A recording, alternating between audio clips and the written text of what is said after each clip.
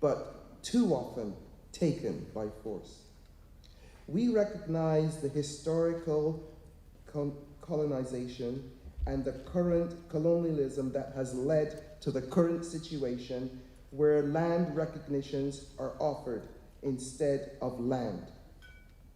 As people of African descent, many of us came here by choice, while many have been here because of historical force. We recognize the complexity of situations where we have been promised a land that has never been given by those whose land was never to be given.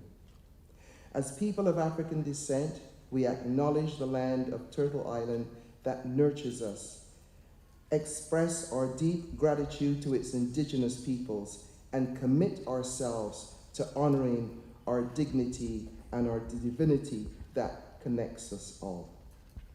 Thank you. I'd now like to ask Dr. Doris Grinspan to come and give her opening remarks.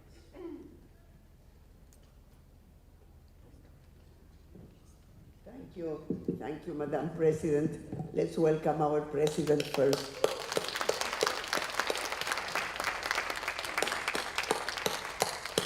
And I was going to do something before you put us in a very solemn mood, which we should, and I will keep it to the end when we say goodbye. And it is something that it's interesting, but has nothing to do with the topic of today. Nonetheless, has to do with members. We welcome everybody, and we ask those of you in the back, whether you are staff or members, and if you are a member and a staff also, to please move to the front. It feels lonely here. So please move. Don't sit on the back because the room is not full. And we ask that you all come to the front, colleagues. Now, please. I think our panelists deserve that. If you don't mind, all of you come to the front. Thank you. Appreciate that. There is plenty of room here in the front, and my colleagues that are giving their time and preparation will feel much, much more welcome. Thank you so much.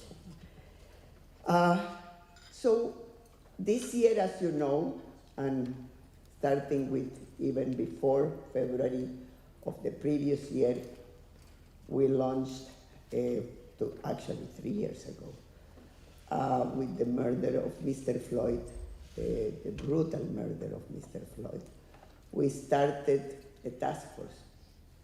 And yes, that task force likely needed to be launched probably since the moment RNAO was formed, but it didn't.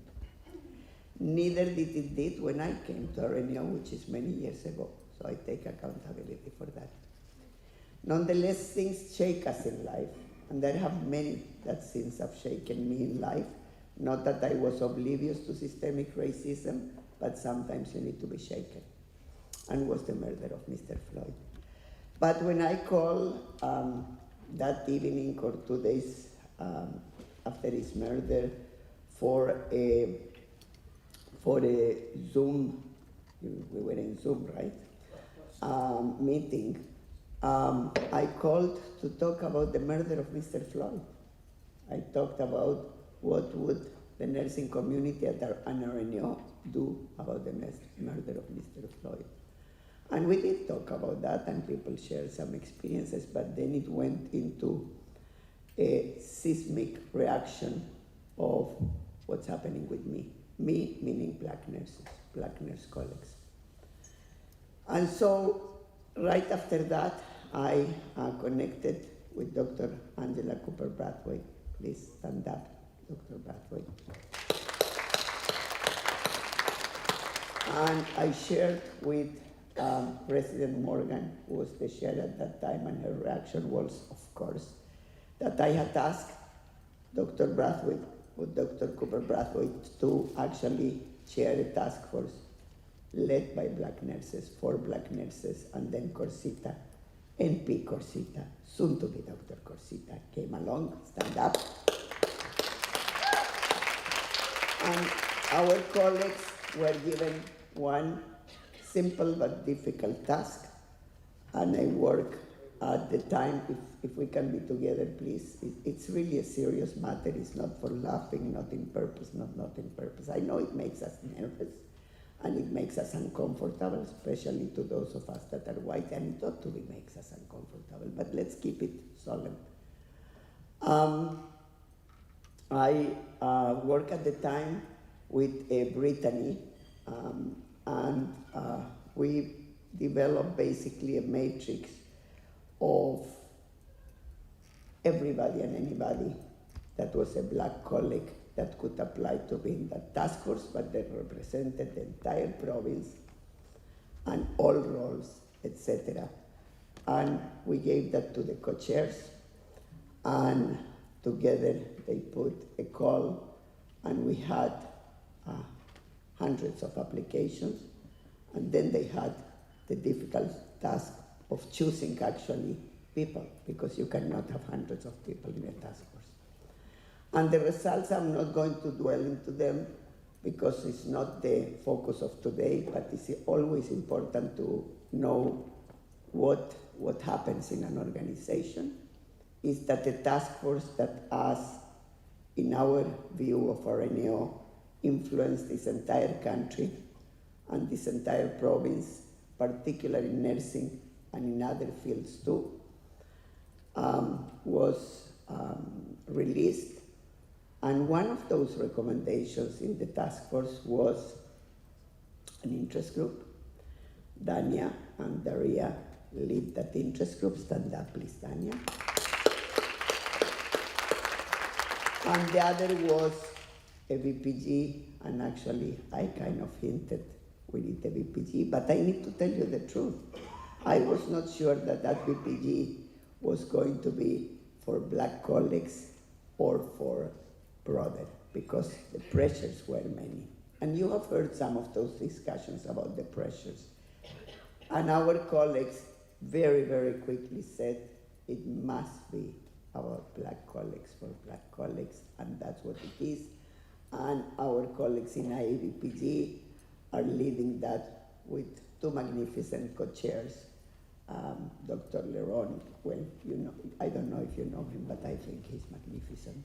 Leron Nelson, and Dr. Bukola Salami, two magnificent nurse leaders, one from the US, actually Canadian in the US, the other in Alberta. Two magnificent people. And I have no doubt that that task force, that VPG will again shake up not only this province, but also the US, and the US needs to be shaken up as much as we need to be shaken up.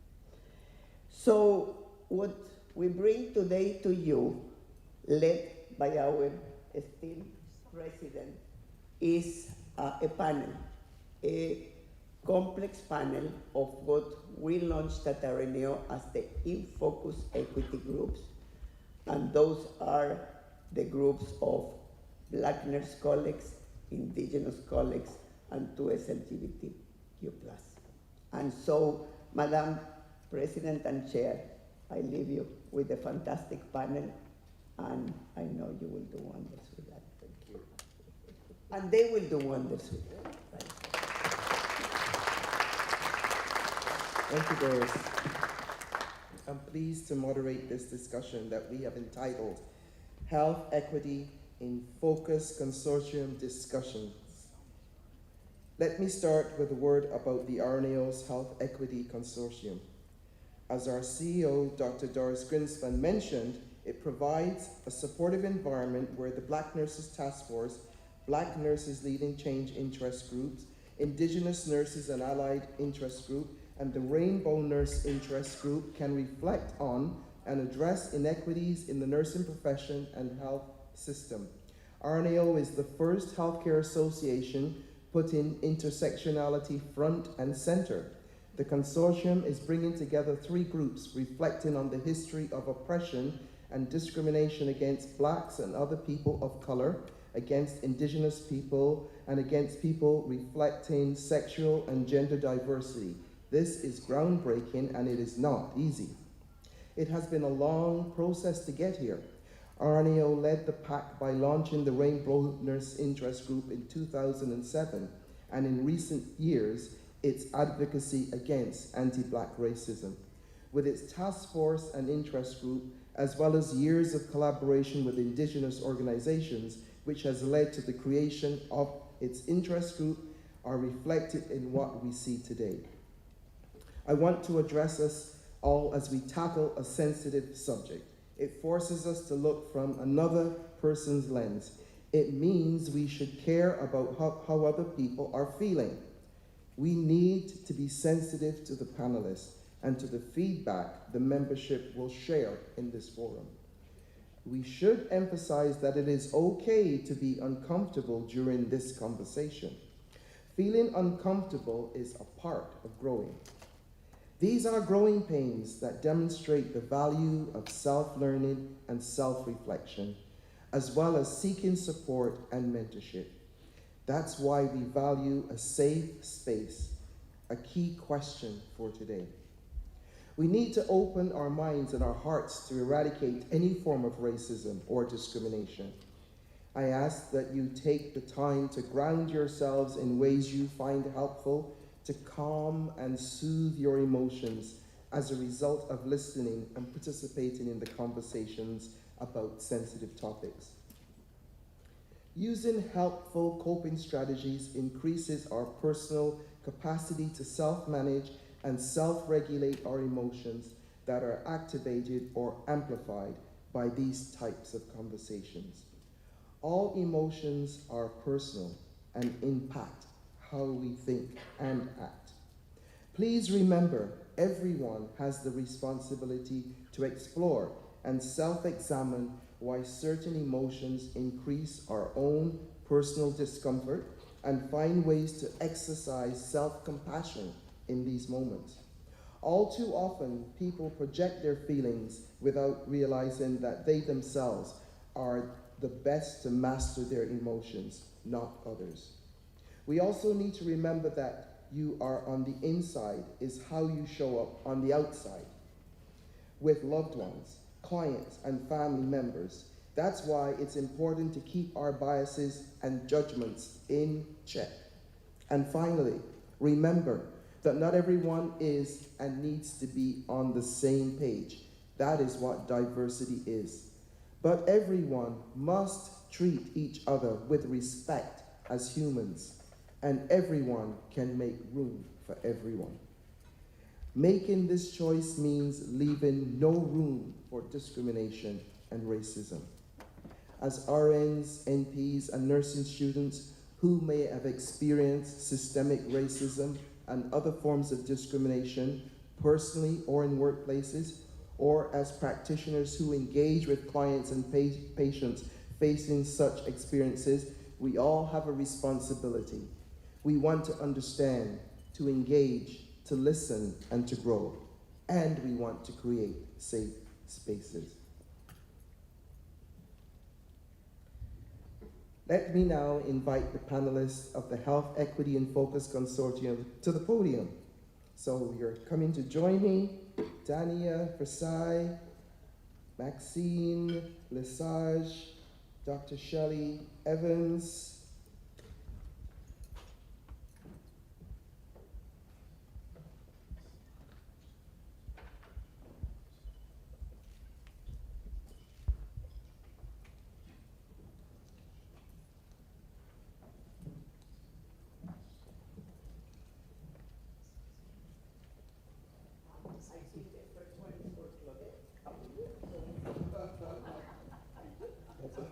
That's okay.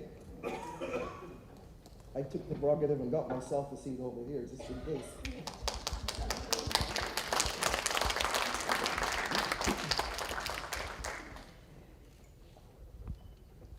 We have designed this session with an interactive format in mind and will invite your active participation. Thus, we have asked our panelists to limit their initial interventions to only 5 to 7 minutes each. Basically, to raise significant questions and issues that are, in their view, we should be focusing on. We will then proceed to a question and answer format where we will open the mics I will ask those who have asked questions to limit themselves to 1 minute, and I will ask the panelists, when they respond, to limit themselves to 2 minutes. Thanks in advance for your cooperation in keeping this format dynamic.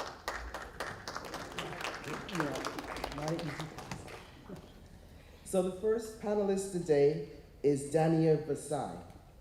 Did I get your name right? Yes, it Because I don't speak French, I'm trying, but I got it? Oh, right. Dania is one of the founding members of the co-chair of the Black Nurses Leading Change Interest Group with RNAO. The Black Nurses Leading Change Interest Group reflects the voice and priority of its members, and their activities center on addressing anti-Black racism in the nursing profession, primarily in the academic and workplace settings, while advocating for the professional advancement of Black nurses and student nurses.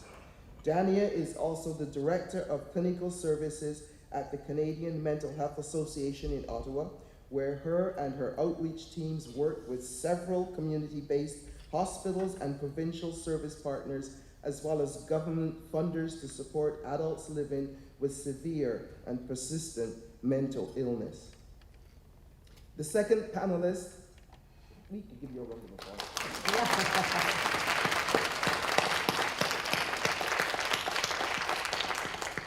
The second panelist is Maxine Lesage. Maxine is from the traditional territories of the Robinson-Huron Treaty of 1850.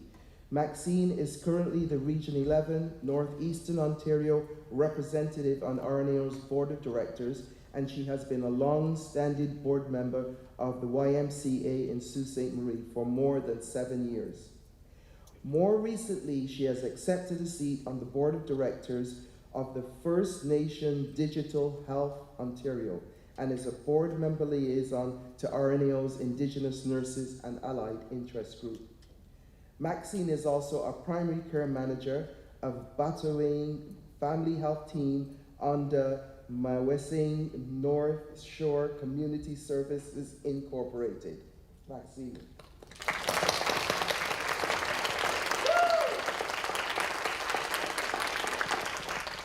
And the third panelist is Dr. Shelley Evans. Shelley is the president of the Rainbow Nurse Interest Group. Shelley is dedicated, a registered nurse for more than 20 years. She lives in Windsor, Ontario, and is a sessional instructor with the Faculty of Nursing at the University of Windsor. Shelley also works in Detroit, Michigan, in the Department of Emergency Medicine as an RN at the Henry Ford Hospital. Some of Shelley's research interests include the health of transgendered persons and aims to improve healthcare delivery by understanding the experience of non-cisgender people.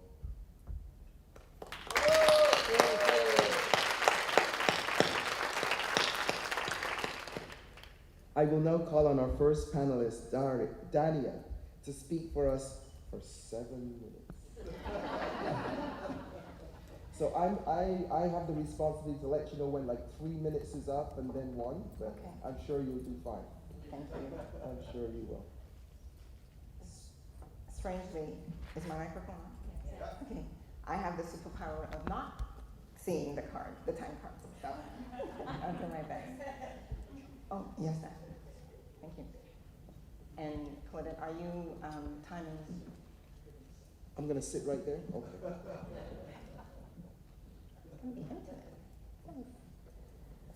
And so I trust that the powers that be will advance the slide as I move forward. Hello, everybody. It's really a great privilege and pleasure to share the podium with my colleagues here and to address the audience. The Black Nurses and RNAO. The Black Nurses Leading Change Interest Group was born out of the work of the Black Nurses Task Force, as Doris mentioned earlier. And we really aim to support Black nurses, Black students, and we welcome allies to join us in advocating for anti-racism and in creating safe spaces for them to blossom and grow, because all too often they are navigating the classrooms, the hallway, the corridors of academic settings, as well as their work settings, wherever their settings are, hospital, community, long-term care, etc., feeling lonely and alone. And so we're really aiming to help them advance in their profession, to network and connect with each other, and network and support and coach each other. Next slide. So I chose to put the words that you see before you on the screen. I know for some of you, some of us, sometimes these words are hard to see, to hear, and to speak about. But for too many of us, it's part of our regular day. And for that reason, as Claudette mentioned, when these words come into conversations or case study, debrief or discussions, some of us are more comfortable talking about it because we have had the lived experience, and I often like to say lived expertise, to unfortunately be exposed to these words. And so often it's not when you start nursing school or when you start your first job that we're exposed to that. It begins in our childhood, in middle school, in the backyards, at the park. And slowly but surely we develop some sort of resilience to the uneasiness that these words may create. Hence, sometimes you will befriend colleagues that will sound frustrated or impatient that some of you, they'll feel frustrated and impatient because of the misunderstanding that some of you may manifest, and that's all what it is. And so microaggression, stigma, discrimination, stereotypes, career blocking is also something that we are too often exposed to. We know what it's like to be passed over for promotions. We know what it is like to feel ignored, disrespected, demeaned. The sense of otherness is very palpable, and it has no place in classrooms or at work. In the study that the Black Nurses Task Force undertook, 88% of respondents mentioned that they experience racism and discrimination. I know we're in June. Often you hear about students doing exams and doing summatives and projects. Well, 88% in this conversation is a failure mark. It's not a great mark to have. And so we need to stop racism. Next slide, please. And how can we dismantle racism? There's many different ways, but I selected some few words for you to easily remember. Reach out and engage. Reach out and engage in political advocacy to demand transformative action. We need all hands on deck. No one doesn't have a role to play in stopping racism and discrimination. Everybody has a role to play. We need more accountability also of all of us to address health inequities, the health inequities that racism and discrimination create. We need to collect race-based data, because without data, we cannot improve tangibly, concretely. And the I about inaction, that's a word that hurts. It harms, it can be fatal also, and often you will have heard that being silent, the silence will exemplify a situation where a person is on the side of the oppressor. When you see something, speak up. Yes, it's uncomfortable, but you need to speak up. We need to get more comfortable with these uncomfortable conversations. You cannot be an ally, and you cannot, if you're an ally, you're an ally. If you're not, you're not, but you cannot be both. Stop stigma and stereotype. Microaggressions as well. Be mindful of how you talk, what you say, in front of us or behind us, because at the end of the day, at the end of the week, at the end of the month, at the Christmas party, the words circulate and they hurt. We can spend 3 hours on microaggressions. Next slide, please. Please take a picture of this image. It's the front cover of the recommendations that the Black Nurses Task Force developed and issued. It is filled with tangible, concrete strategies for you to consider taking under the pillars of education and awareness building, advocacy at all levels, partnership with allies and stakeholders, and research. It talks about how to embed the change that we need to embed in our common regular practices, whether it be at the individual level, group level, systemic level, etc. I know my time is running, so I will come back to some of the information I wanted to mention. Am I good for time? I think that's a good place to end now because we can come back later. Excellent.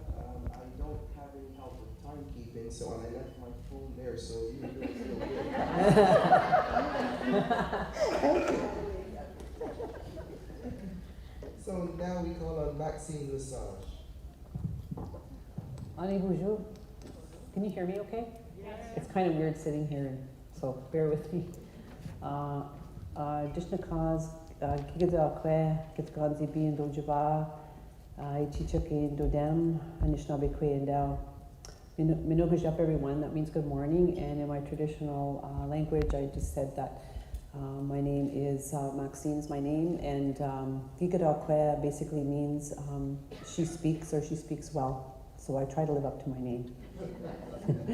I'm very honored to be here today. I will try to abide by the time frame, that's because in our territory, Indian time is another thing, that's what we call it. Anyway, I'll try my best. So I'm very honored, first of all, Madam President, immediate past President, and Dr. Greenspan, thank you for asking me to speak here today on this very, very deep and important topic. So I'll just start off with my slides, and also in recognition of the Indigenous Nurses and Allied Interest Group, which I'm representing here today as well. So thank you to them.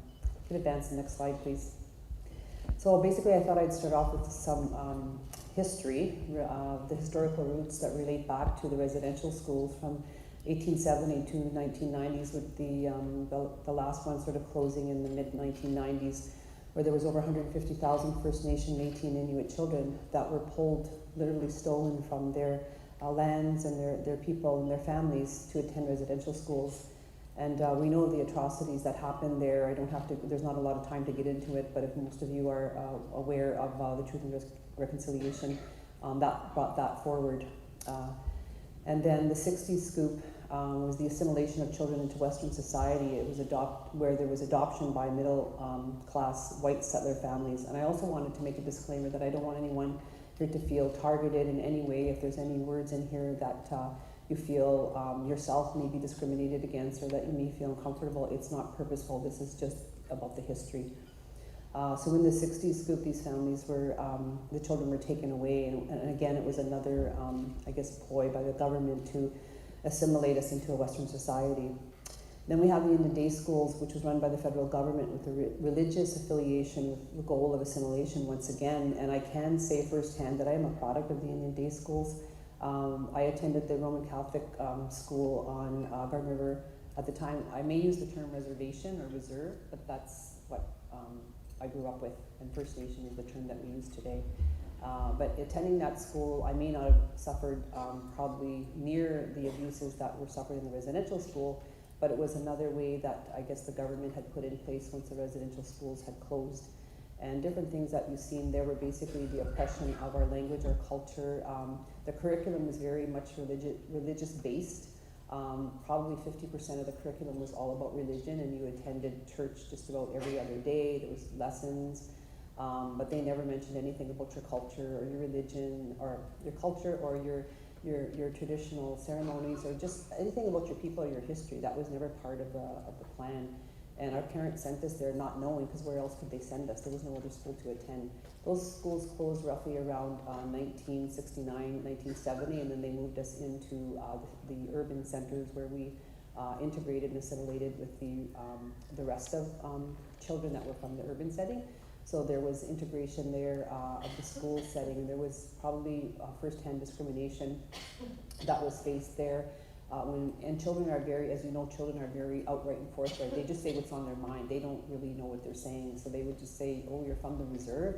Where are your feathers? Where's the chief? Like, where's your teepee?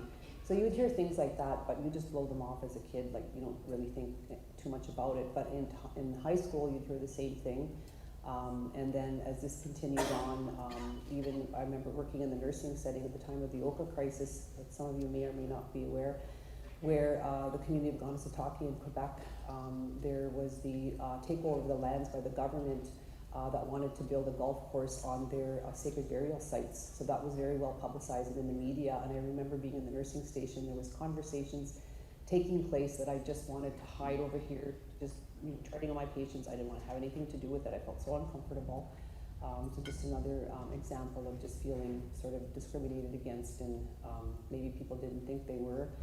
But it was very, as Dania mentioned, about the microaggressions that were earshot away.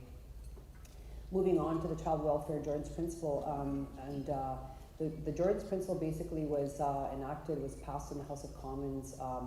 If I go into my notes, I'm going to waste time, but if I don't get the dates right, just please forgive me. But around 2016, and it was a law that was passed regarding a child by the name of Jordan River Anderson. He was from Norway Cree House, and he had multiple disabilities. The story behind him was that he was in the system for a couple of years, and his doctor was going to discharge him, but then he wasn't discharged because there was a territorial dispute between both governments, provincial and feds, that didn't want to take the responsibility for his care. So he ended up staying there. He never did see his community, and he eventually died in the hospital. So then there was action against that after, and then they enacted the Jordan's Principle rule of law. And then the Dr. Cindy Blackstock, who's well-known child advocate for child welfare, she enacted a federal case, provincial case, where they wanted to look at fairness, and that this principle wasn't being enacted. So again, the government was being discriminatory against their own laws. And then, well, I just said the Canadian human rights case, that's what sorry, I'm just reading my notes in front. And then colonialism and westernization of the education sector basically just speaks to historically, just in our schools, right when I gave the example of the Indian day schools, where there was nothing that talked about anything about our culture, who we were, our lands, our ceremonies, our history, our treaties. None of that was ever mentioned. It was always, really a colonialized westernization of education, and that still continues in our schools today. So we're really trying to ensure that we get a lot of the history integrated into the mainstream curriculum, and that goes right across the board from elementary school to high school to universities and colleges. It has to be, chained right up to the top. Next slide, please. Types of discrimination and racism. I won't spend too much time, but you can see on the left there's individual personal, which I just talked about. There's jurisdictional issues, which I related to the Jordan's Principle case. The social context of just being, when you're out in group settings and you're targeted. Governmental, political, there's policies that are enacted that are oppressive and colonialized and westernized. Environmental speaks to, and on the right-hand side, they don't measure up exactly, but just for appreciating where that I don't have them in any order. But in terms of like boil water advisories, we're going how many years in? 23 years for some communities that they're still boiling their water, and this is 2023, and we don't live in a third world country, but this is Canada, and we're still, some of these communities are still having to do that. And I know what it's like to boil water, because we didn't have water on our reserve way back, but we eventually did get clean running water. And then the pipelines, of course, there's duty to consult that is very much put to the side. The government says that they consult our communities and our First Nations and our governance, but they don't. We know there's a lot of media coverage about the pipelines as well. The TB epidemic in isolated communities, that still happens. There's I wanted to just, I'll get through all of these. Yes, Yep. You have so much, and this is a very difficult task have, to interrupt these Yep. important conversations, but can you hold those, Yes. the rest of those thoughts, and we'll come back. No problem. Hopefully. Dr. Shelley Evans. Thank you. I'm going to lean forward because I'm not very good at sitting and talking. Yes. So I get a little excited about these topics. They're very intense. So we know historically the 2S LGBTQ population has suffered discrimination. I need to position myself first. Next slide. I'm not a member of the queer population. I'm a cisgendered heterosexual person. I have never experienced discrimination based on my sexual orientation or gender identity. So I feel very privileged to do this today, and I hope to do this topic justice. Just know, but I am a proud parent of a trans kid. So next slide. Historically, discrimination, it still persists today. There exists this avoidance by us as healthcare providers to acknowledge sexual orientation, gender identity. We start talking from the heteronormative, cisnormative perspective. It doesn't include people. Even within the queer population, we have the trans population even more stigmatized, discriminated against. They're being made fun of. They're ridiculed. They're belittled. 75% are having negative experiences. Next slide. So if you have this, this pervasiveness, what's going to happen? What are the consequences when we have 33% of our queer youth in schools being bullied, and you start from a young age with this? So there's an inattention to healthcare, as we as healthcare providers are not paying attention to this. We have lesbians that are not being educated on screening when we know that they're at higher risk for cancers. We need to be offering trans women prostate exams. Trans men still may need required pap smears. Those need to be offered. Again, if providers, a lot of reasons why, could be explicit, implicit bias, why they're not talking about it, but it could also be just the fact that we didn't get the education, so we don't know. Less than, just a little under half of queer people are just having, they don't feel respected and recognized. This results in higher rates of poverty, socioeconomic conditions, higher rates of mental health issues, physical outcomes. They're not doing well amongst the queer population, and even within the queer population, you now have the trans population that have higher rates of poverty rates. Next slide, please. Let's look at this from an intersecting lens, the idea of minority stressors, and we have the racialization with the intersection of being queer. And stats show that a Black trans person has higher poverty rates, homelessness rates, than a white trans person. Next slide. We're now going to take the person of color, their queer status, and add the idea of being the feminine woman, and you have this kind of statistic. And we know that trans Black women are the highest marginalized population globally on the planet. Now, this is a US statistic, and we know the United States is just going backwards with regards to social freedoms and rights. Next slide. Thank you, Maxine, for such a reflection, but I do have to say, what a little I know and what I've learned is that within the Native population, every community member is equal, valued, and important. Their two-spirited people have always been revered. They're doing it right. Our westernized views, we're doing it backwards. That's what I know. Next slide, please. Outing. Because I do have to discuss this for just a minute before I talk about safe spaces. There is a safety issue with outing people. There's a reason that same-sex couples may not hold hands in public. There's a reason that a trans person doesn't gender express the way they want. It can be a safety concern. Remember outing someone. Trans people, particularly hypervigilant around them, constantly, this is how they live.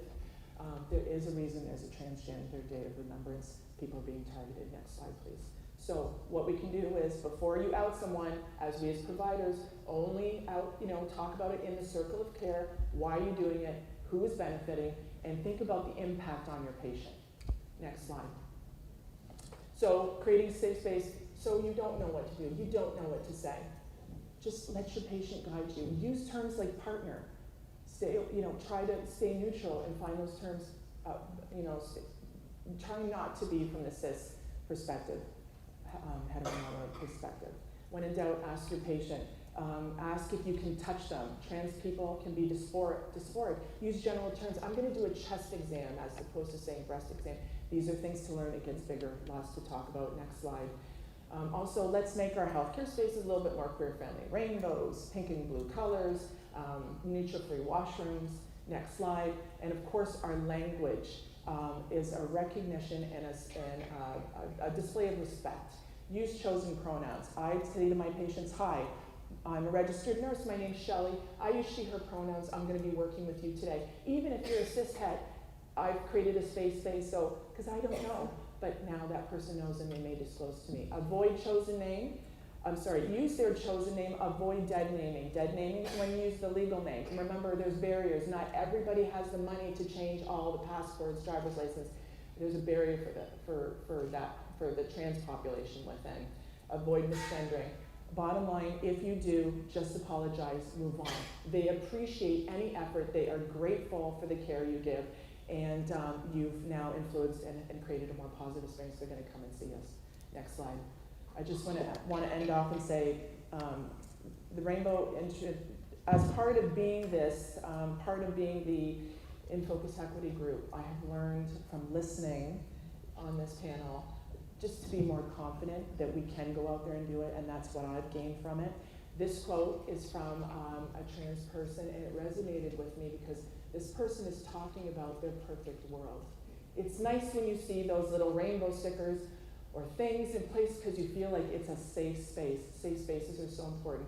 But in a perfect world, you wouldn't even need it because it just already is. Let's abolish the need for safe spaces. I hope in my lifetime I see it. Thank you for listening.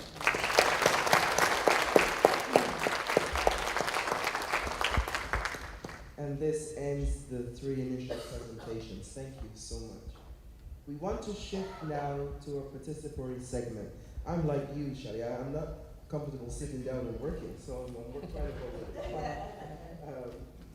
We are going to use an idea cloud, and I believe Marion Zich, our Director of Communications, is going to help us.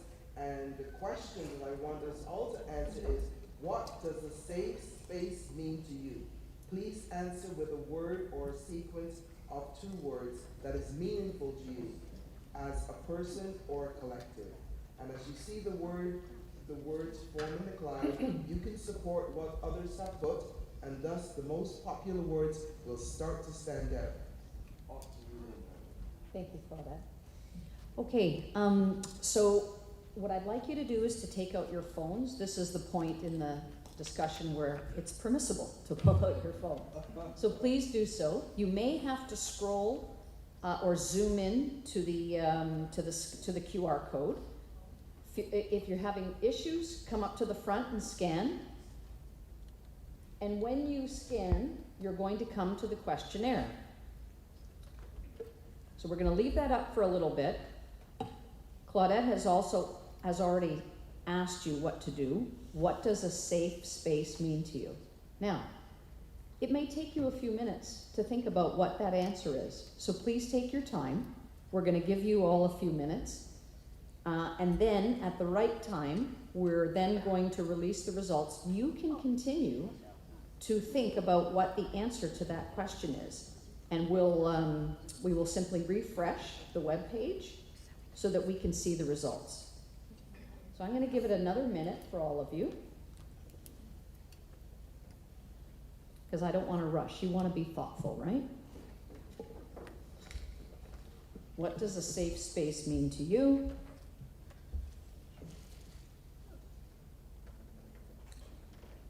And do we want to go to, is everyone okay if we switch slides? Not yet? Okay, we'll leave it up for a bit.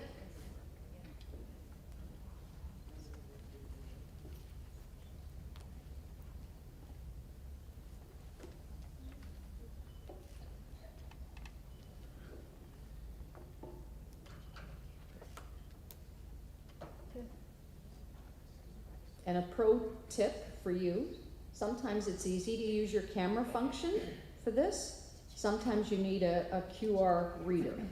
On my Samsung, I have a QR reader. Yeah. Yeah.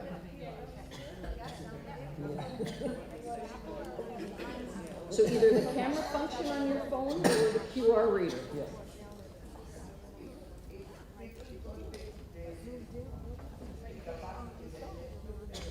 Yep.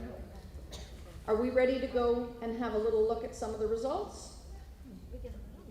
Okay, let's go, please. Ah, look at that. And this continues to, this is continuing to function. Do you want to see the QR code again? I'm hearing that. Can we flip back to the previous slide, please? Is there any way we can split our screens so we can see the QR code on one? No. Okay, sorry.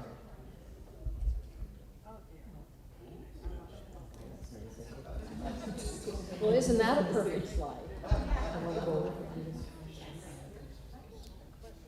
We'll get that up in a second for you. There we go.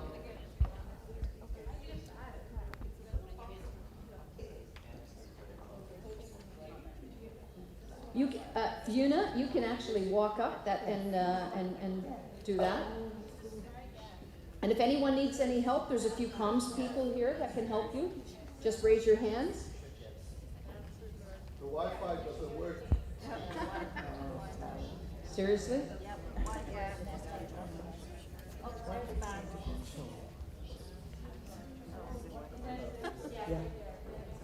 Yeah, I guess you need a data plan for some of you. It may be your data plan is limited. Isn't this lovely? We're helping each other. You have no idea how often my team helps me. I'm just going to put that out there.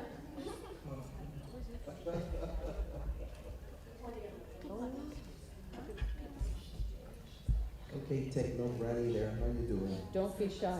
You can walk right up. Yeah. Thank you. Oh,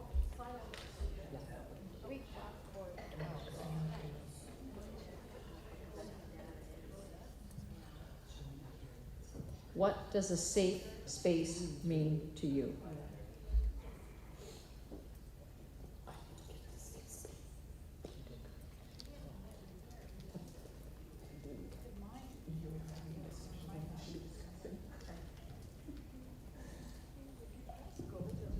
Are we good to refresh? Not yet, okay. Thank you, we're gonna do.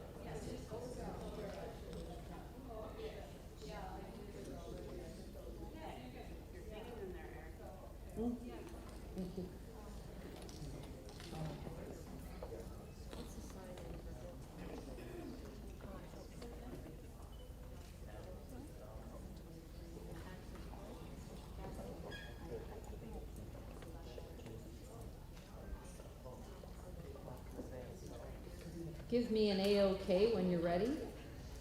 Ah, good. Okay. Shall we do a reveal, please?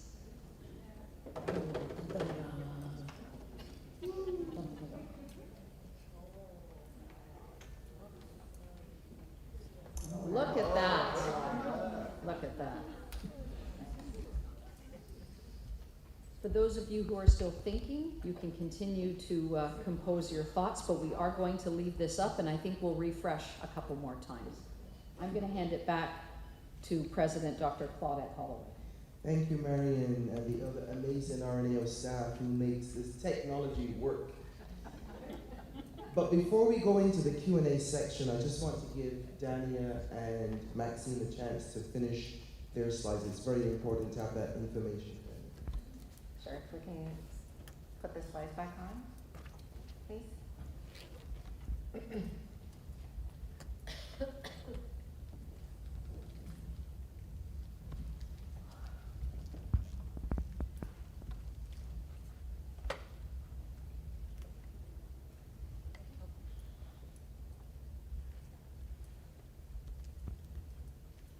Back, more? More? Again? Okay, no, you can stop, actually move forward too. Next one. Excellent, so from there we'll move forward. I only have 2 slides left. So for me, yeah, thank you. Kick me on my toes. So for me, creating safe spaces means these words, and essentially, you know, with the hands in the form of a heart is really the call for everybody to work towards abolishing racism, and to make sure that we don't need to use the word anti-racism anymore. And starting with respect and representation as well, breaking silence when the mood is uncomfortable, accountability, we already discussed this. I want to circle back or double click on representation, not literally, but if you can move one slide back, please. So these are a sample of the role models that 100% of my colleagues never had a chance to be exposed to throughout the course of their academic life and work life until recent years. Particularly until the RNAO, since RNAO did the work with the Black Nurses Task Force, we like the curtains were pulled down, and we had opportunities to really reveal all of the great Black nurse leaders that were always amongst us, but too often stayed in the shadow and made themselves small and stayed in the background.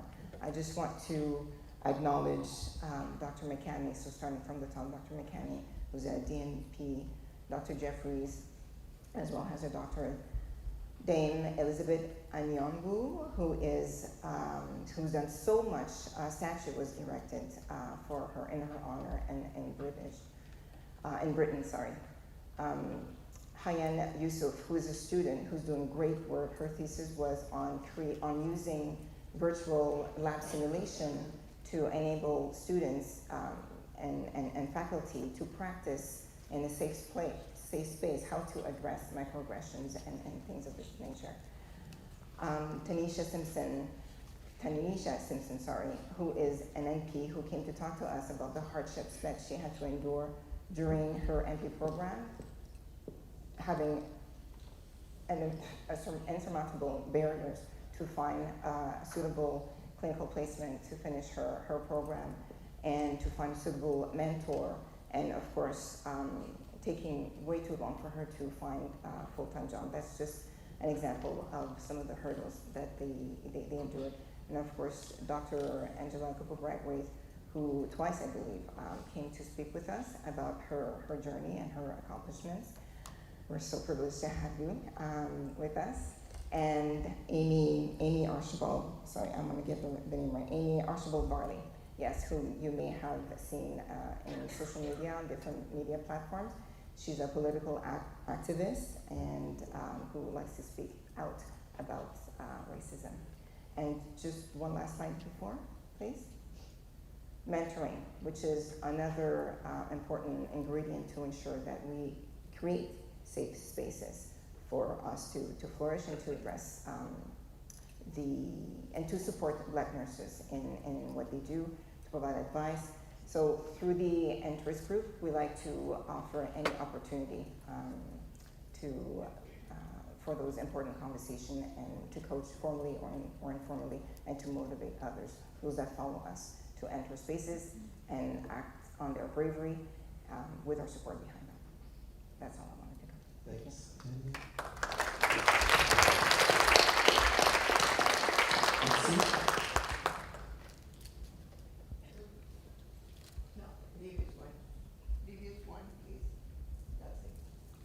Can you just hear me again? It's kind of weird sitting here, but. So I think I left off with, I'm not sure. I'll just go to where my eyes go. TB, okay. We talked about the TB epidemic in isolated communities, which still exists, but I have a story. Yesterday was interesting. I met in the restroom Dot from the Faith Nurses group. I don't know if she's here today. And what an amazing person she is. But anyway, she approached me and we introduced ourselves. So she was talking about when she worked way back, I guess, in the Sudbury area. She was talking about working with like an Indigenous nurse. She asked me if I knew who she was. I think I know who she is. But anyways, that's besides the point. I was just telling her that my mom, who's not a nurse, but she did work way back in the Sudbury. It was in Sudbury. It was located. There was a what they call the sanatorium, and I guess this is where they would bring. You know, and some of you are shaking your head. So thank you for remembering that. Very important. And a lot of our Indigenous population would go there because the TB was an epidemic, and they would basically stay there. It could be for years. I had an auntie who the TB ended up going to her spine and her hip, and you know, just all of these different things that would happen that would just infiltrate the body. But just in terms of the epidemic, you know, people were put into these sanatoriums, and they would be away from their families, and they could be there for years. And just some of the racism and discrimination that was faced in these sanatoriums. But getting back to Dot's story, she started telling me about working in the Sudbury Hospital, and she said that it was very different when an Indigenous person came in because they were very much ostracized. They were isolated. There was comments from other patients that didn't want them to be in the same room, like say if they were in a ward. They didn't want them to use the bathroom because you'd have to share a bathroom. They would want them to use a bedpan. Just completely ostracized and assimilated, just a terrible, you just can't imagine that happening. So I thanked her for that, and I also wanted to thank her because she did tell me that she brought forward the resolution on the TRC recommendations, so I thanked her for that as well. So I just wanted to give her acknowledgement. I thought that was so important in the history of RNAO and you know, moving forward with reconciliation. And then the forced sterilization of women and girls. That's probably still taking place, if you can believe it or not, but many women just faced, because you know, our families are quite big, we have extended families with lots of children, and so physicians or doctors would just take it upon themselves to basically sterilize the woman. If the woman was presented in labor or if she was having a C-section, she'd wake up to find out that she had a tubal ligation without consent, without knowing this, and they thought this would be the best thing for them to do so that they wouldn't have all these children, and maybe they wouldn't be a burden on the system, right, the welfare system or the healthcare system, or if girls were going in having abortions, they would make that decision on their behalf that, you know, you shouldn't have any kids anyway, so we're just going to do this procedure on you. So again, a very upfront example of a human rights discrimination. Housing issues, of course, those still stand, they're still standing, especially in some of our northern communities, but even in our own communities, there's our programs that have been put forth for you can go to the bank and take a loan. Historically, you couldn't do that. In some First Nations, you still can't do that. So say most of you, if you're not Indigenous and you live in a municipality or in the city, you can just go to the bank and take out a mortgage. We can't do that in the First Nations. Again, there are some programs that you can now, but so you can't get a mortgage. So that, what is that? That's a discrimination of just, you know, having to just live like the rest of Canada, like anyone just wants to enjoy, you know, a nice home and just to be able to have that right to do that. Human rights violations and abuses, they take on different forms in different contexts. One of the things that came to my mind as well is living on the reserve, talking with my, you know, my elders, my parents, my grandparents, just asking different questions. How was it for you way back then? Alcohol wasn't allowed on the First Nations way back in the 50s. The Mounties, as they would call them, would come onto the reserve and basically just confiscate the alcohol and just pour it right out in front of you and say, you know, you're not allowed to have this. And I know that my mother-in-law still holds a card because as they thought they were progressing to give these rights to Indigenous people to purchase alcohol, she has a card that was issued to her, and it just basically gave her the right to walk into, well, present day we know it as the Lickbo or the beer store, and you present that card and it gives you the right to purchase alcohol. Well, why is it that no other person had to do that was non-Indigenous. So again, just outright racism in its truest form, and then the connotation of, the drunken Indian. So again, just, how it just relates back to the oppression and the colonization. And then I just wanted to mention about the spiritual identity, which Shelley did mention. Nijmanagwag, which means two-spirit. And again, our people are being faced with that discrimination as well, gender bias, and I won't go into that because Shelley did a wonderful job of explaining that. If you can move on to the next slide. So these two individuals here have unfortunately moved on to what we call as the spirit world. When someone passes on, they never really truly leave. They leave into the next realm of life, which is the spirit world. On the left-hand side is Brian Sinclair, who was unfortunately a victim, I call it, of the system, of our healthcare system. This happened out west at one of Manitoba's very well-run hospitals. And this was also on videotape, and I guess he presented an emerge just for a very simple solution. He was a double amputee, he had several comorbidities, but basically he just went to really get a catheter change. He had a block in his catheter, and really all he needed was antibiotics. But basically what happened to him was, and there's video footage that shows, I think it was up over 72 hours that he was there, and he basically was just, you could see him on the video back and forth, people walking by, and he essentially was found, somewhere off in the corner. He died. He died right there in the waiting area of that hospital because he basically was invisible. He melted right into the wall, right? Like no one seen him, no one recognized him, no one took the time out to even say hello, or, and that would be nurses, security guards, all staff, not just nurses, but the multidisciplinary staff, who was ever there. And unfortunately, he passed away, while he was waiting, and that was very well publicized in the media. And I believe there wasn't, they had to really push for an inquest into what happened to him, and even then, when they asked a lot of the people about what happened, they all denied. They just said, well, we never seen him. Well, the video showed clearly. So how can you not see a person that's a double amputee in a wheelchair? It's just that he molded right into the system, right? And usually out in the prairies out west, we have a very high, dense population of Indigenous people, and there's just so many atrocities that they face. So just wanted to mention that. And then on the right-hand side is the picture of Joyce Eshkawan. As you know, she was from Quebec, and again, her case was very well publicized in the media. She basically was an Indigenous woman who, again, had a big family. She had a lot of children, and she actually kind of had the last sort of laugh, so to speak, because she videotaped, unfortunately, the nurses that were just, hurling racial insults at her. And they really weren't, they weren't there to give her the care. They basically were just putting in their own ideas of what they thought, why she was there. And she needed help.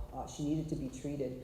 But unfortunately, as the time progressed while she was there, she as well, unfortunately, passed away right in the hospital, completely ignored, completely discriminated against for care. And so I just thought it was really important to just put their pictures up and just think about them for a moment, what they faced. Next slide, please. So they're in these media examples, but I just wanted to put that every day, just about every day, every week, every month, there's always something. You don't have to go looking for these examples. They're outright that you can find them. This one here, the man who killed Indigenous woman with trailer hitch in Thunder Bay, Ontario, gets 8 years. This is fairly recent. And the story behind this is the woman, this Indigenous woman, was walking down, I don't know what it was, the road or whatever, with her sister. And this individual just outright hurled a hitch, a trailer hitch. And if anyone knows what a trailer hitch looks like, it's quite heavy, it's steel. Now, why he did this, have no idea. She ended up in the hospital in Thunder Bay. She was very, very ill, very traumatic. It was a very traumatic incident that happened. And over time, she eventually succumbed to her injuries. And then again, this went to court, and they're still investigating it. And he got 8 years. I don't know if 8 years will never bring her back. It's even not about the sentencing. It's just about the action that happened. Why did he even do that in the first place? It just doesn't make any sense. And then there's Joyce Eshkawan's death in hospital. Quebec Coroner's inquiry concludes, talked about that. And then Brian Sinclair's death that I just talked about. And then the other story, and then I'll just end there with these media examples, is where did 8 children from the community of Pakushipi on the North Shore go? And Pakushipi is basically in the Quebec North Shore territory. It's an Innu community, and basically what happened there is, well, this article speaks to 8 children, but since then they found that there's over 200 children that basically left their communities and never came back. So an example would be, you have a young child, maybe has eczema, and they need to be shipped out to be treated, and you never see that child again. There's no records as to where or what happened to them, why they never came back. So this is an ongoing trauma for this community. Next slide, please. And then again, I did a bit of my own word cloud that I thought, words that kept coming up, just as that everyone else, was looking at this word cloud. So, schools, influences, profiling, sanatoriums, treaty, assimilation, that kind of thing. I did want to speak to, just back up really quickly, you don't have to back up, but the missing and murdered Indigenous women, I'll stop there with that list. But I just wanted to mention as well that that's another ongoing issue that we have. It's continuing and it has to stop. It's not stopping. Our government is not doing enough to address that issue.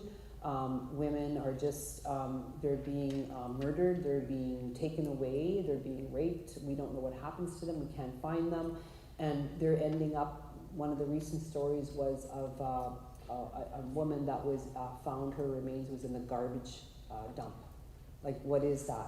I mean, that's just insanity. Like, how do you even rationalize something like that happening? So I just wanted to mention that about the missing, murdered Indigenous women and girls is still very ongoing. It's another blatant example of oppression and discrimination and human rights. Next slide, please. You can advance that. So then we talk about, just to kind of wrap up, nursing and health equity as it relates to the Indigenous population. So really, nurses must educate themselves on the disparities to create awareness and understanding. Part of our code of ethics in the standards of practice and cultural humility is principle number 2 in the College of Nurses of Ontario, which is inclusive and culturally safe care.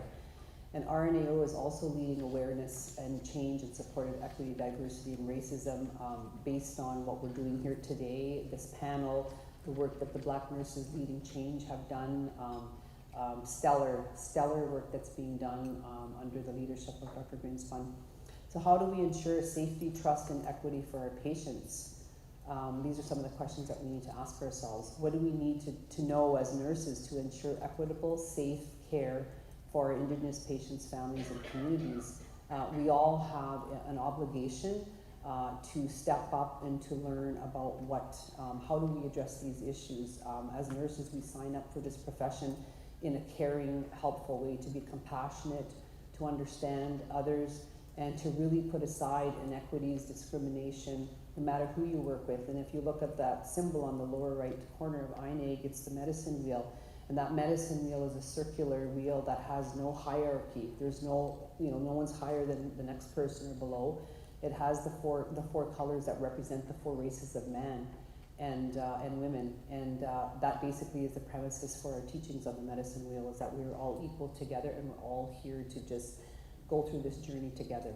Next slide, please. And then we talk about the safe spaces for Indigenous peoples. What is a safe space? Well, this was just my own context of what I thought. Measures or practices that uphold cultural sensitivity, awareness, and knowledge in support of an Indigenous client or family in their healing journey. A safe space discourages any form of racism, inequity, or microaggression, discourages hate while embracing the uniqueness and diversity of any group, race, religion, or ethnic origin. Next slide, please.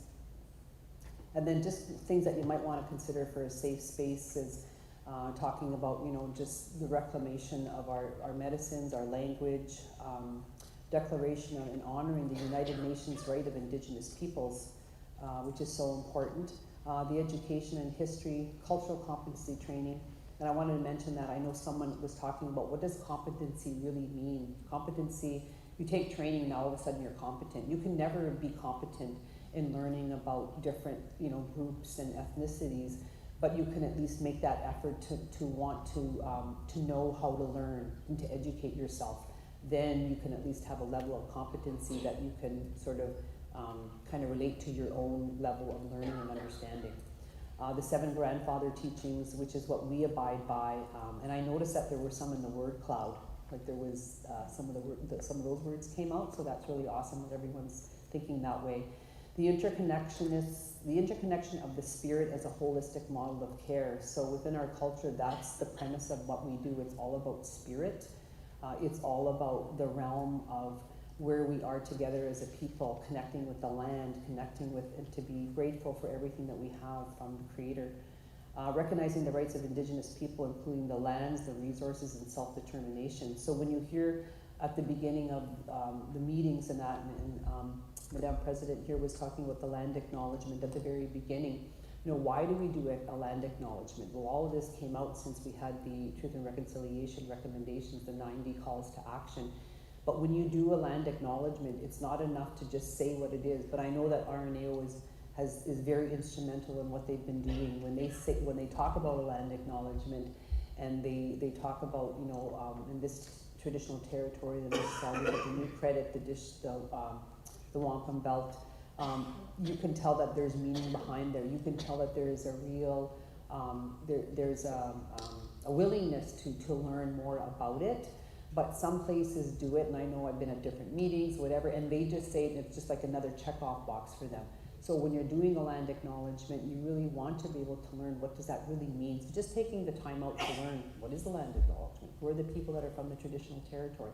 We're not asking anything big. No one owes us anything. It's just to be respectful that the First Nations people were the first peoples here that inhabited these lands, and that they were stolen and taken away. And the knowledge of the treaties, which is the land acknowledgement. And also when we talked at the beginning about that in the territory that I'm from is the Robinson-Huron Treaty of 1850. The treaties are another whole other discussion, but just taking the time out, if you can learn about what the treaties mean to people, that it's our governance structure, it's very important to us. It's the very existence of where we come from. They can never ever be stolen or taken away from us. And the importance of language, culture, family, and community is a vital component of healing. And I highlighted that word vital because anytime you're working with an Indigenous person or someone who self-identifies, First Nation, Inuit, or Métis, the culture, the language, the family, and the community, and the conversations that you have around your care that you provide for them is always to be inclusive of that, because that's everything. That's everything to an Indigenous person in their healing journey. And then I'll just end with the 6th pillar, RNAO, Indigenous, OHT, BPSO. That's the next slide. And I am not going to get into this one at all, but I just wanted to leave you with that. So this all came about from the work that we were asked to do when, as an Indigenous OHT at Mamwasing, that Dr. Grinspan had approached us about.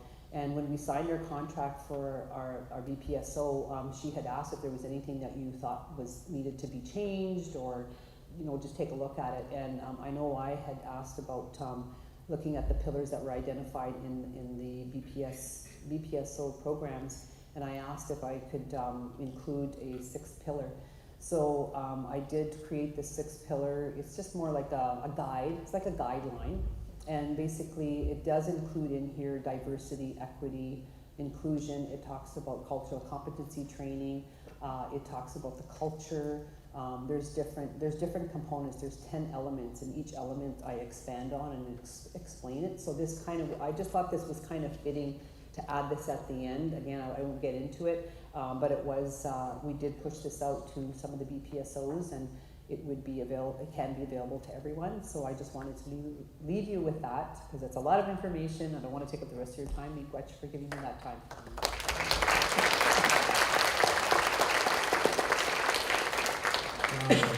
Thanks to all our panelists that have shared these heart-wrenching stories, heart-wrenching evidence that discrimination and racism brings about and decreases the respect for human beings. Dr. Greenspan, I think this is just the beginning. We need to have each of them come back another time. Like, they can take the whole session. They can take the whole session. Right now, we want to ask to get the word cloud back on the screen. I believe we'll have time for about 3 questions. It was so important to get all this information. This is your orientation for when you come back the next time, okay? So I think we've got 1 mic in the room. So I'd like to see 3 people at the mic if you're willing to ask a question. You'll have 1 minute to ask your question or make your point, and the panelists will have a couple of minutes to respond. How does that work? Yes. Hi, I'm Pat. Can you hear me? You can probably hear me, I just speak louder. My name's Kathy Moreland, and obviously... Hold on. Can we get a bit more volume on that mic, please? Thank you. Thank you. My name is Kathy Moreland, and I want to thank you for this very important discussion. I'm going to ask all 3 of you, as a privileged white woman, on the word cloud, I put the word no assumptions. How do I, as a white woman, engage with people that are different from me without them assuming I'm being racist? I don't know how to deal with that, because I worked in Detroit as well, and I was in a minority. And then if I would talk to someone and they didn't like what I was saying, they would say, "You're just saying that because I'm black." And I'm like, I honestly, I didn't notice. That had nothing to do with it. And I struggle with it on an ongoing basis in terms of getting into conversation, the recommendations you make, right? So I'm just asking, how do you address the fact that if I ask a question, it's immediately assumed that I'm racist? I can answer. I'll start if that's okay, sorry.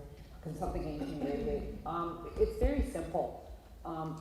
Don't dwell on it. Don't make it a big thing. If I had like a purple face and, you know what I mean, like different colors or whatever that looked like, it's just like sitting at the kitchen table with your family, your friends or whatever. You don't have to make assumptions. Just be yourself, be the person. Treat others the way you would want to be treated. You don't have to go in nervous saying, oh, this happened to them, that happened to them. Just like when you started your training in nursing and you were taught to just respect people, be yourself, be kind, treat the others the way you would want to be treated. I appreciate that. I guess what I'm trying to say is that I feel like I'm being accused of being racist when I'm not, if I am asking a question. And I understand that there's a sensitive lens, like I understand that based on the trauma that's gone on, that those assumptions can be made, and I certainly respect that.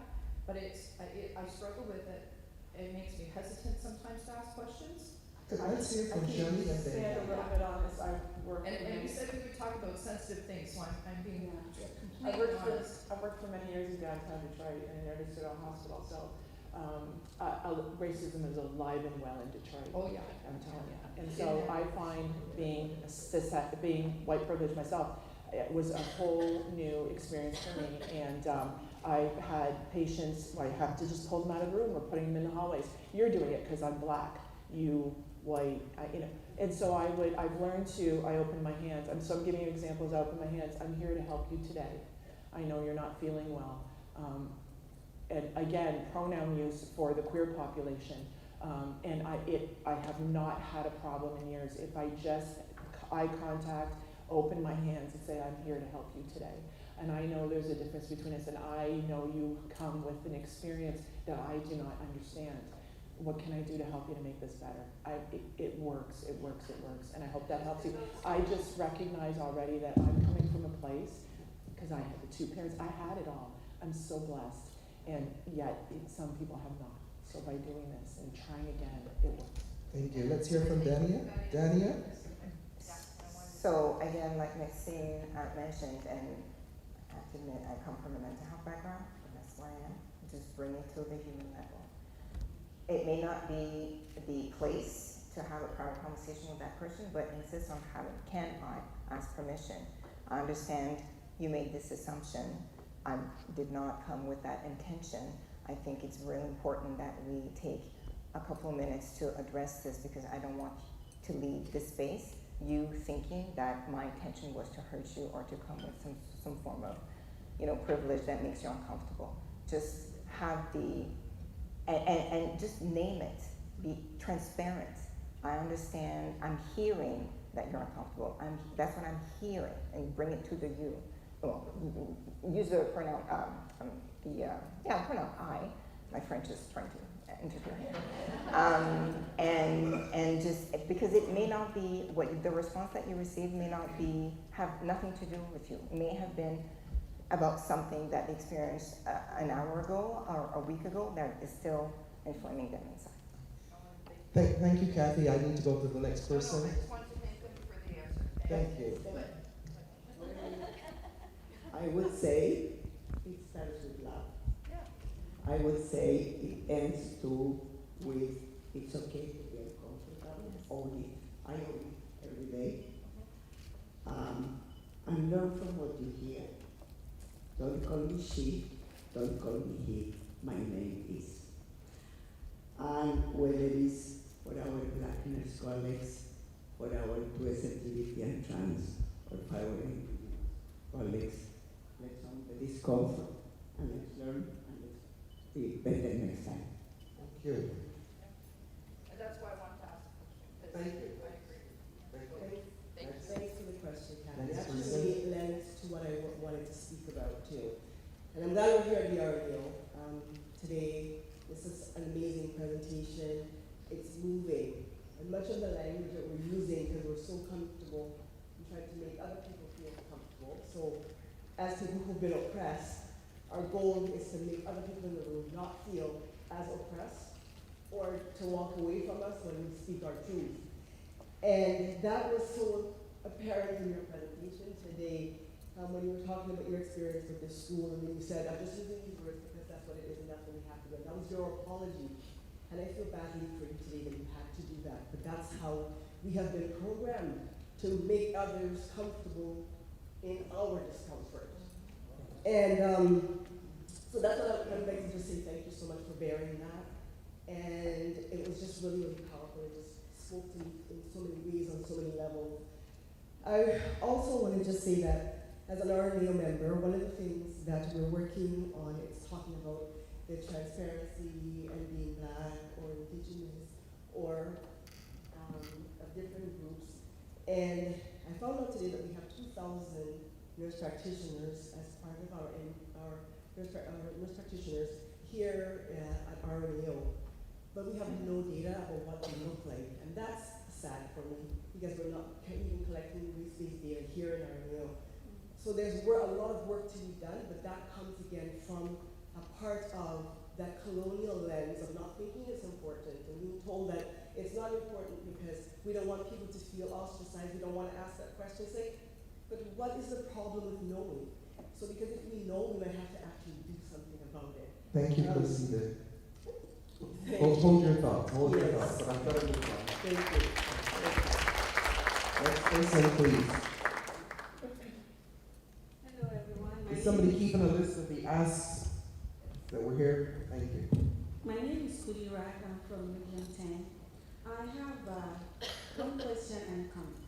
The first question we had was being assumed to be a racist based on whatever you said. And I've always taken time to tell allies, colleagues that are from mainstream culture that sometimes we cannot know all cultures. But we will, as a nurses especially, we will experience many cultures in the path of our career, right? It takes just time to be humble. Cultural humility speaks volume. Cultural humility is you making effort to know. I'm from Yoruba land, I'm in Nigeria. You cannot know all, you can't go to school and learn all African culture. Even within minority groups, there are many groups. So I just want us to not feel so burdened by the fact that there are just so many people that are different. But when we come down low to express that, I want to know about you. People are always willing to tell you their stories. It depends on their approach. And their approach is being humble. Cultural humility speaks volume. It paves way for peace.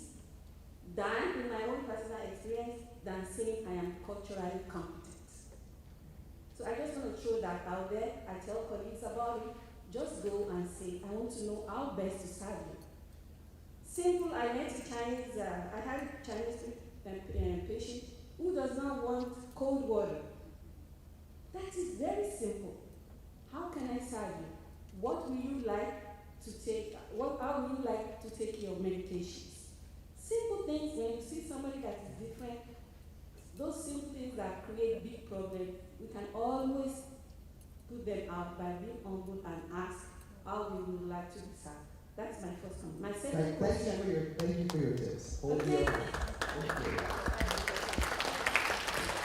Dr. Peter, Like how the previous person mentioned the humility, and I say this to my students, okay? So I have been to many universities and I've always been the minority group. And I would say to my students, when you have a patient and you're going to do anything for that patient, meeting them for the first time, say who you are, and you are here to help them. You are the nurse for the day, and I will do X, Y, Z.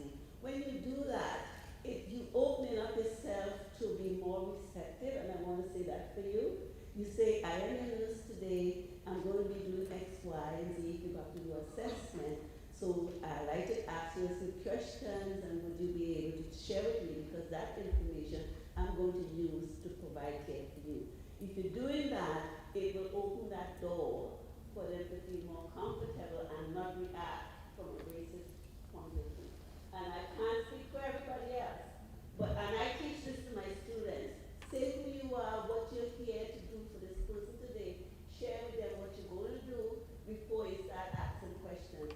You're treating them with respect, you're giving them the opportunity to know, I am here to help you, and I'm going to use this information to help take care of your care plan.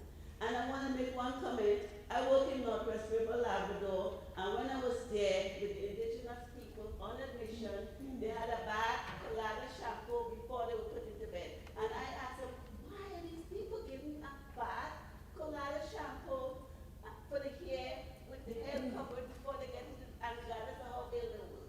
And I found that, at the time, I didn't even know the difference about some of the different cultures, but I was working in the north. And the person said, oh, they have lice. And I said, you don't have to, these people are very ill. Why you can't get them into bed rather than putting them in the tub?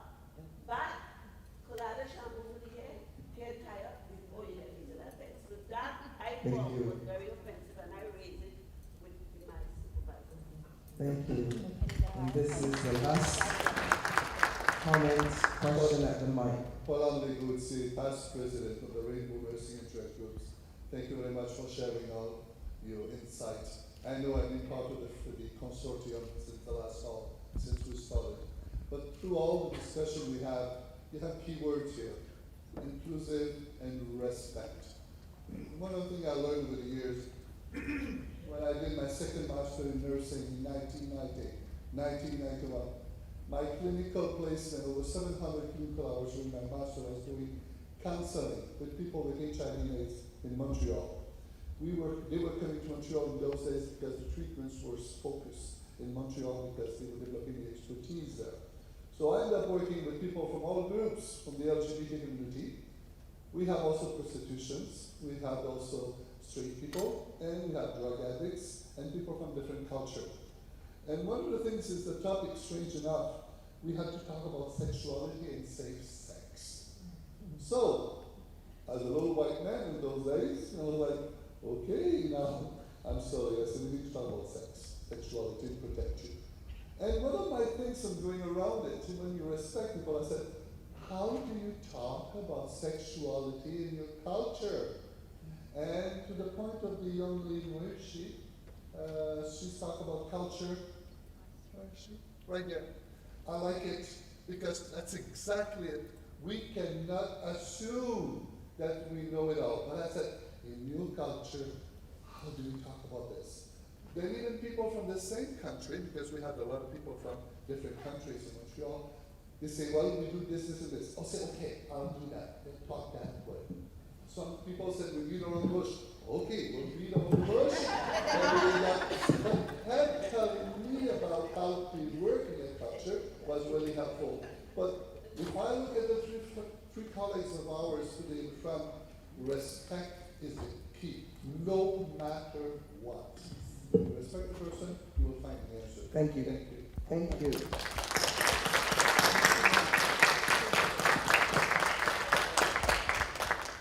And we just want to correct a term that was used, not drug addict, substance use. Thank you. Thank you. Yes? Wow. Wow, wow. Thank you. We could go on for a long time, but our time has ended.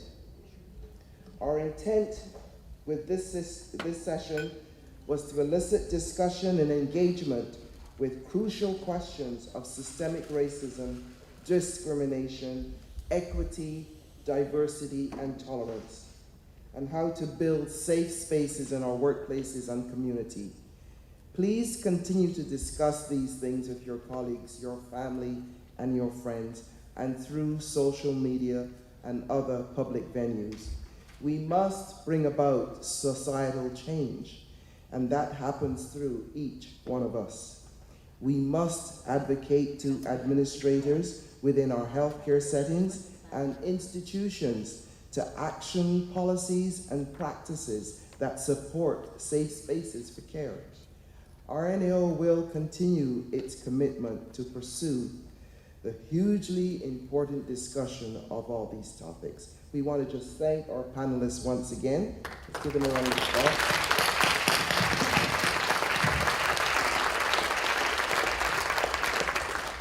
And you're now relieved from sitting at the podium. You can relax.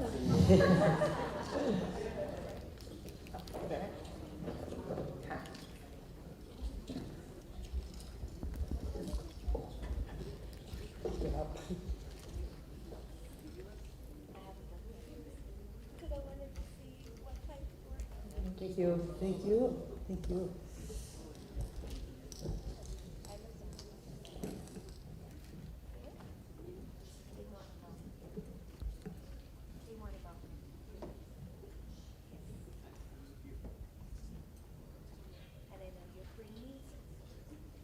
I just want to say thanks to Elder Kevin Deere for being here today, and he was with us at the opening and he's here again today. He gave us a wise and invigorating opening at Friday's AGM. We are now pleased to have him with us to close the 98th Annual General Meeting. Elder.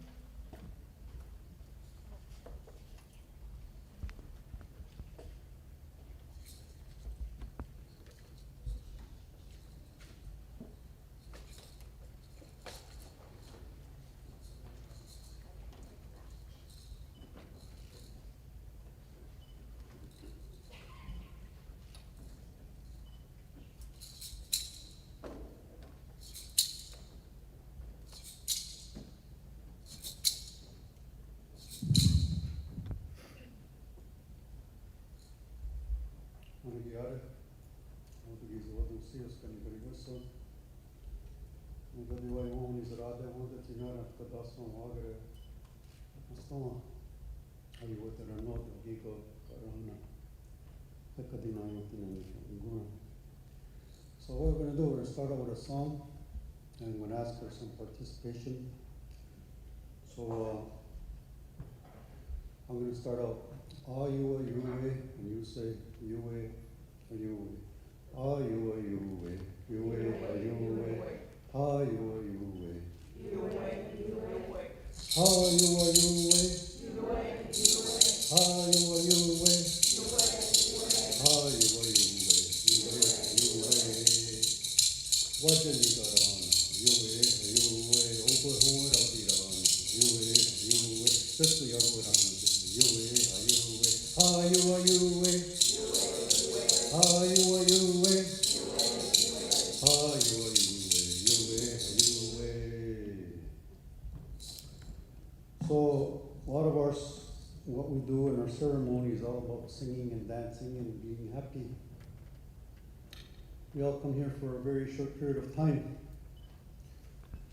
A lot of the knowledge that is going to help us as we move forward. As someone who didn't know my language, didn't know my culture, all of the stuff that you're hearing from me today now, I knew nothing of it when I was a kid. But I began to clothe myself with my language, with my ceremonies, our histories, our songs, our dances, everything now that makes me who we are in this world today. So as I was listening to all of the discussions, what I can say is that what I heard from the majority of people in RNAO is the sense of feeling, the sense of love, the sense of commitment. And that's great because when you do something that you love, it ain't a job. It's something that we could ask ourselves, why did we come to this lower world anyway to begin with? Each of us are gifts.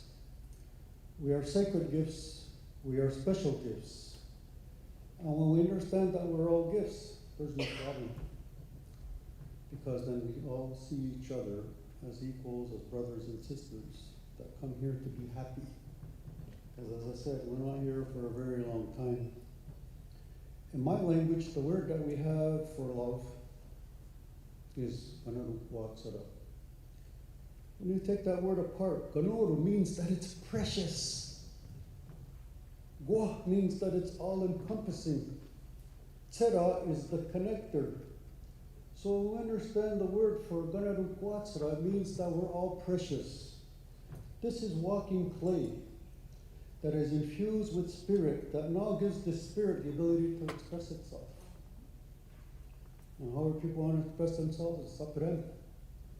But as long as they cultivate love, peace, friendship, respect, we shouldn't have a problem. Because what we're going to do together is we're going to sit underneath the great tree of peace. We never had a writing system of ABCs, but we had wampum, if I would say, keepers that in the history recorded all of that. And this wampum belt that I just showed you inspired Benjamin Franklin, because in 1754 he asked our people, a delegation, to go to Albany, to what he referred to as the Albany Plan of the Union. And there was a Mohawk orator like myself who explained everything about our government, how it works, how the women put in the chiefs, and the women will take out the chiefs, the leadership, if they don't act right. But anyway, even prior to that, there was war. There was so much war that our men got perverted in their thinking that they believed that every day when that sun came up, our elder brother, that he sanctioned that we go to war and kill each other. It got to a degree that there was even acts of cannibalism. And when I heard that story, I said, holy heck, I don't really want to relate to that too much. But in my lifetime, since I came into this world in 1957, all of the things that was in this story happened today. Infanticide, suicide, murder, cannibalism, war, hatred, all of that. And there was a messenger that came amongst our people. We call him in my language, Runu Shunito, the one who's going to extend the house. And what he said on this land, Turtle Island, is that the door to this house is the eastern seaboard. The western door is the western seaboard, and the roof of that house is the sky.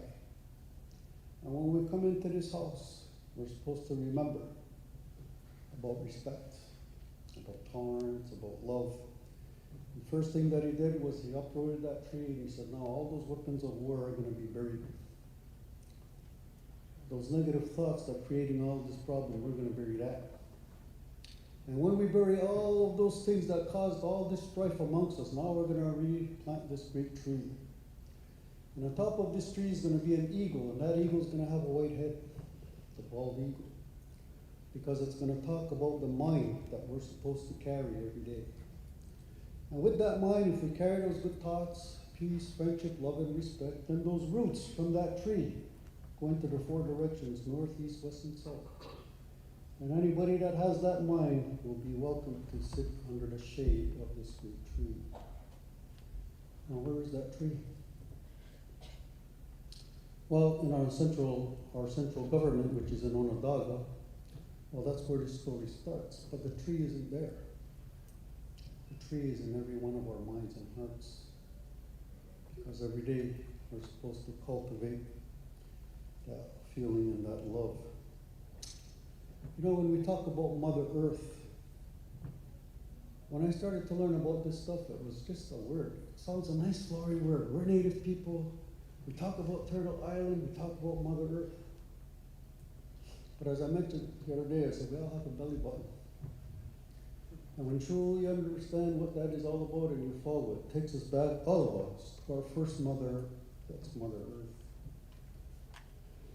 So now we have this thing that we call vision quest and fast. You want to find out who you really are? Give up food, give up water, give up your gadgets, give up your family, give up everything. And go sit in a sacred circle on the bosom of your mother. And even that little ant that comes walking up on you, you ask that ant, hey brother, how can you help me, pitiful me? Because as men, look at what we do. We go to war. We think that the earth is something that we can subjugate. We murder and rape women because we think we're superior to them. All of this kinds of stuff. So men need, in this, what I'm talking about, need healing. And at that time in my life, I said, I want to do this. So when I went into that ceremony and I participated in all of that, and I took my sacred tobacco and I took to my mom, I said, Ista, which is our word for mother. Mother, how could you help me? And I can't explain how this works. But a woman's voice spoke to me and said, you know what, my son, you see this soil? This soil is a representation of me and my body. So get naked, lay down, and cover yourself with this soil. And when I did that, it was like these invisible hands came out of the earth mother and started to console me and hug me. And I was feeling so good. I said, wow. I said, if I could choose the moment of my death, I would want to die right now. Because I said, imagine in the future, I'm going to die, I'll be wrapped up in skins and be buried in our own traditional way and all that, and go back into the womb of my earth mother, but I'm dead. But here I'm having this experience, and I'm alive. And I said, oh, this is pretty deep and this is pretty profound. And then self-doubt comes along and says, you know what? This is all BS, you just made that up.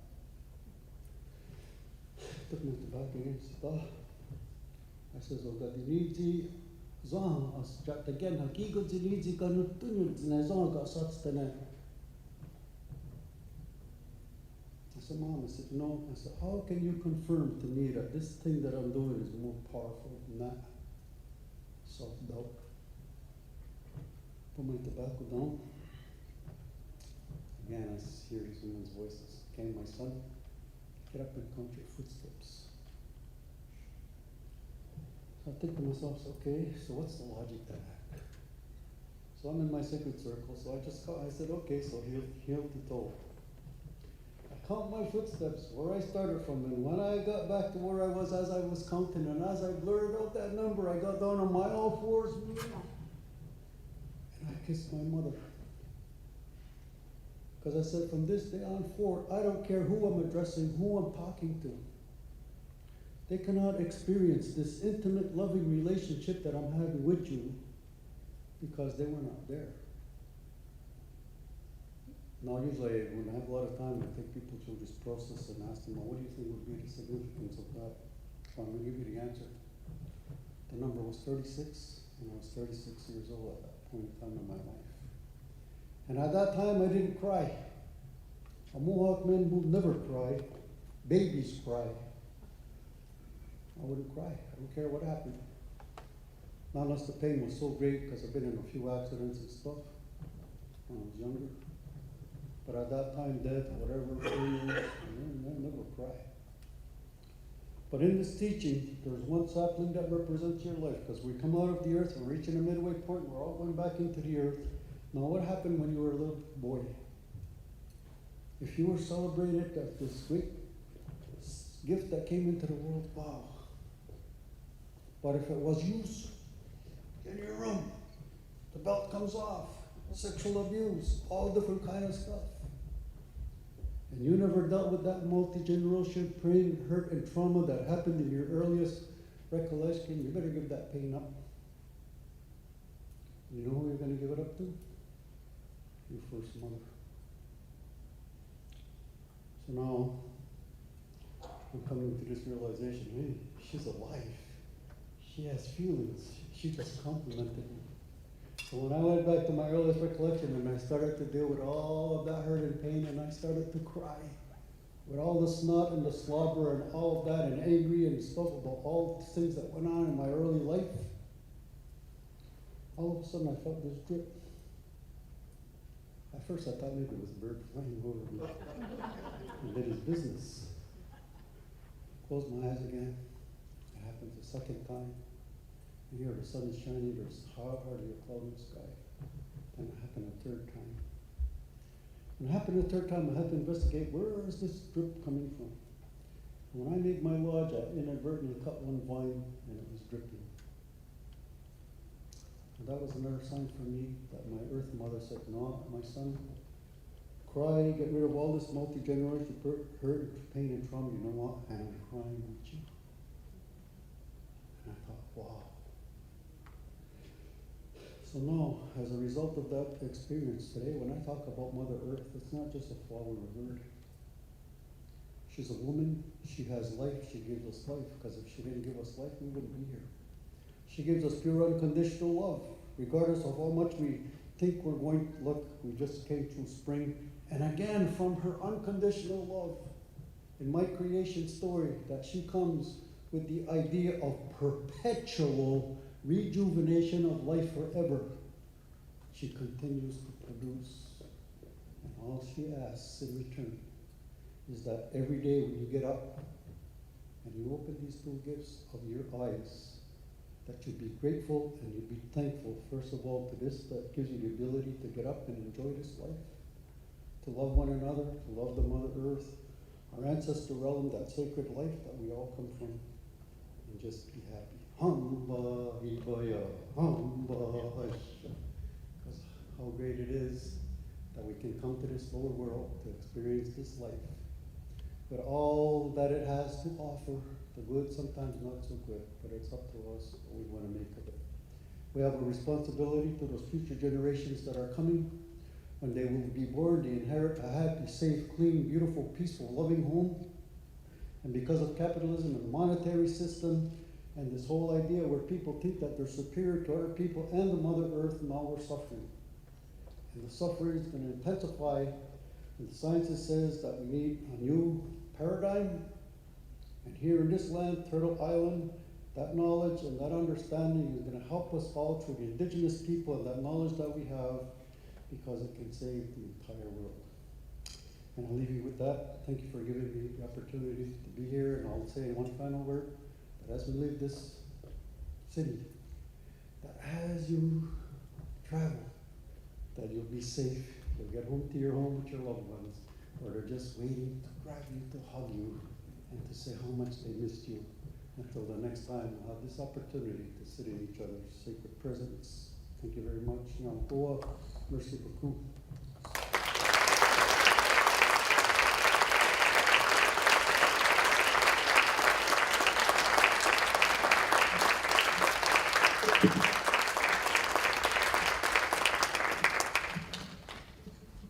Thank you so much, Elder Dear, for the teachings and the blessings and the best wishes as we return to our respective families.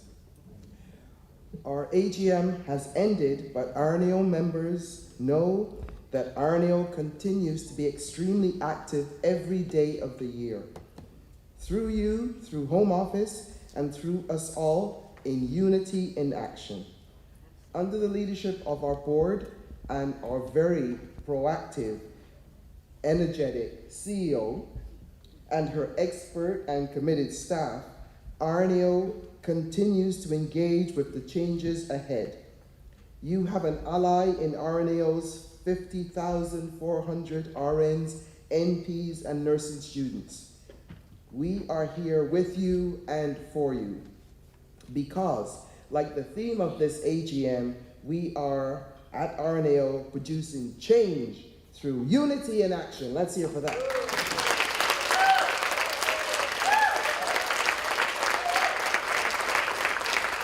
Thanks to more than 200 participants at today's closing keynote panel for your insightful questions, including those who are watching this session remotely. And thanks so much to our CEO who envisioned the panel, and to the panelists who decided on the content, and the RNAO staff who kept us all moving and coordinated the logistics for today.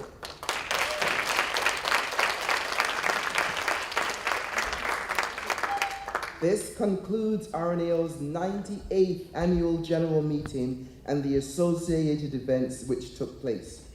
We very much look forward to greeting you all again at the AGM next year. Get your phones out and get the calendar page open right now. Right? June 19 to 22 in the year 2024, right here at the Hilton. What kind of enthusiasm is that? Like, when is the AGM next year? What's the date?